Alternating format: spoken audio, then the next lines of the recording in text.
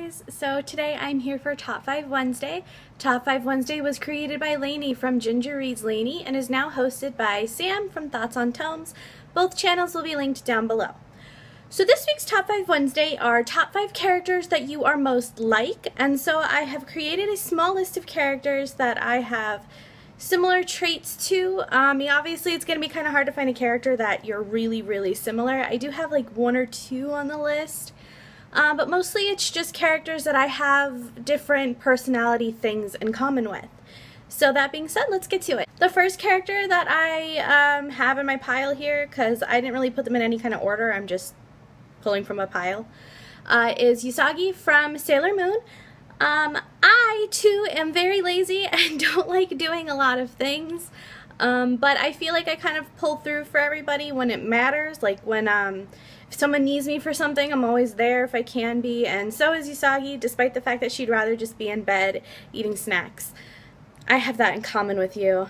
You are a girl after my own heart, because that is all I like to do, and that is what Usagi likes to do as well, except she, like I said, you know, steps up to the plate when it really matters, like, you know, when the world needs saving or something like that. And but one of my favorite things about her is her need and will to protect her friends and family. That is something I also am like.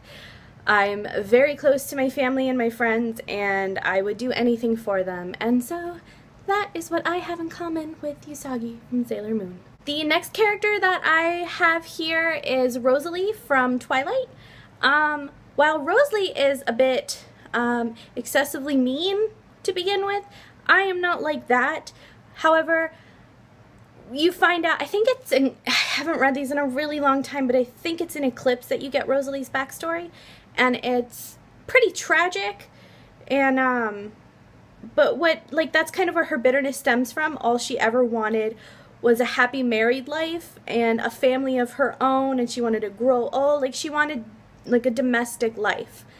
And that is something that I have in common with Rosalie. I would love to settle down one day and have kids and have my own family and kind of have that, you know, stereotypical domestic life. That is also something that I would like to have eventually, and I feel like I have that in common with Rosalie.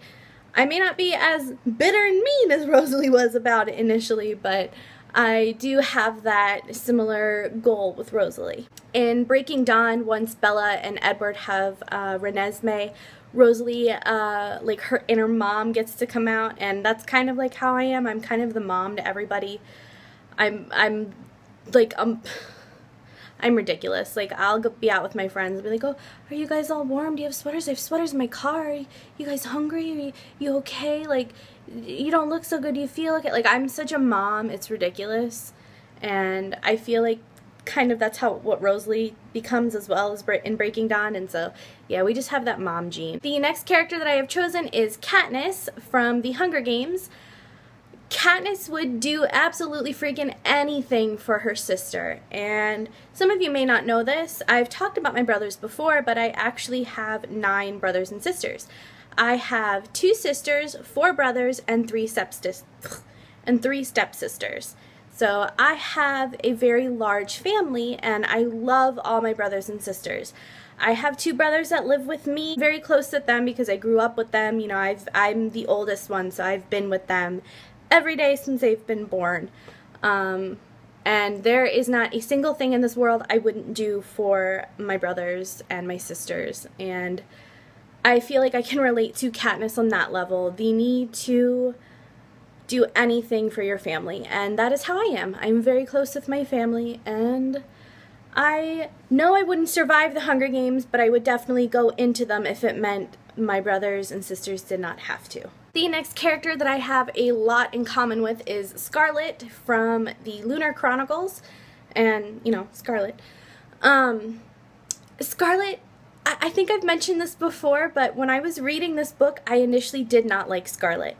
I thought she was really quick-tempered, she was very judgmental, she was very stubborn, and like halfway through this book I realized, like, I had this like Freudian moment where it was like, oh my god, everything I hate about Scarlet are things that I do.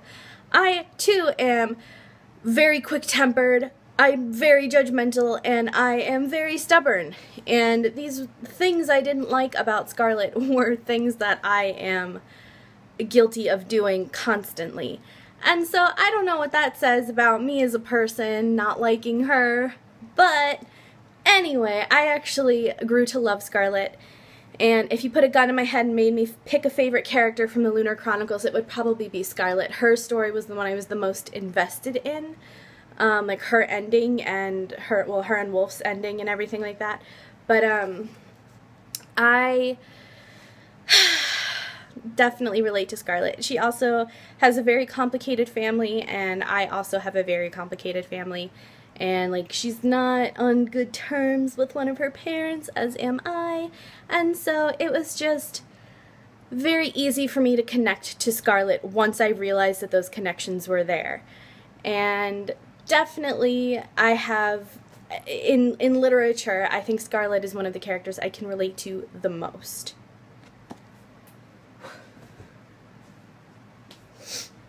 Now, I did save the one character in all of literature that I relate to above all others, and that would be Anne from Anne of Green Gables.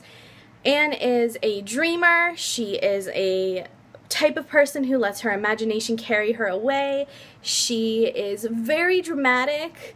Hyperboles are a common form of speech for her, and she's very flora and fauna, and just, that is me. That is me in a nutshell. If you want to get to know me, read Anne of Green Gables.